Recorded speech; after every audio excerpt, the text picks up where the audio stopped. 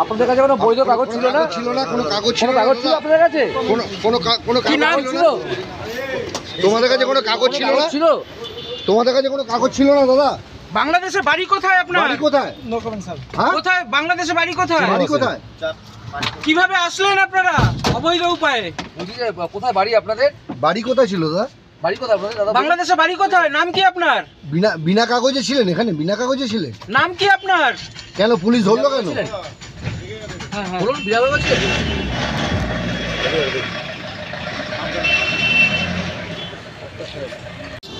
ভাই বাংলাদেশের বাড়ি কোথায়? বাড়ি কোথায় ছিল? বাড়ি কোথায় ছিল দাদা?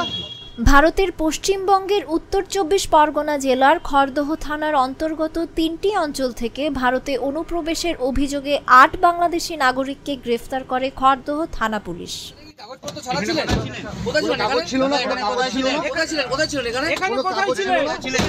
জানা গেছে গত বুধবার পশ্চিমবঙ্গের উত্তর ২৪ পরগনা জেলার ব্যারাকপুর কমিশনারেটের খড়দহ থানা গোপন সূত্রে খবর পায় যে ৮ বাংলাদেশি নাগরিক কোনো বৈধ নথিপত্র ছাড়াই বাড়ি ভাড়া করেছিলেন।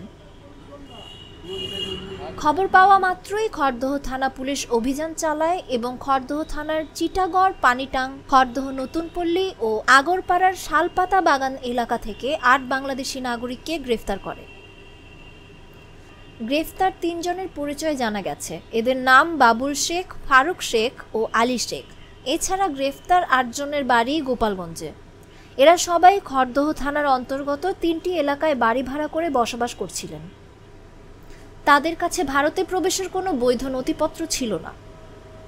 জিজ্ঞাসাবাদে অভিযুক্তরা জানিয়েছেন তারা সবাই বাংলাদেশের গোপালগঞ্জের বাসিন্দা, কাজের উদ্দেশ্যে ভারতে এসেছেন।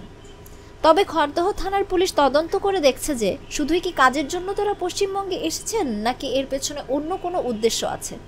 বৃহস্পতিবার তাদের সবাইকে ব্যারাকপুর কোর্টে তোলা হয়েছে।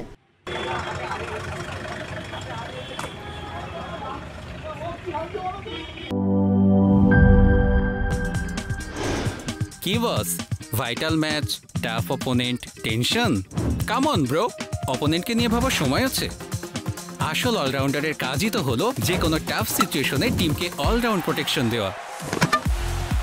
জাস্ট লাইক মাই টাইলক্স, যার অ্যান্টিব্যাকটেরিয়াল এজেন্ট টয়লেটের কোনায় কোনায় পৌঁছে ৯৯% জীবাণু ধ্বংস করে, টয়লেটের কঠিন দাগ ও দুর্গন্ধ দূর করে টয়লেটকে রাখে ক্লিন আর সুবাসিত। টাইলক্স টয়লেট ক্লিনার, ক্লিন মানেই টাইলক্স।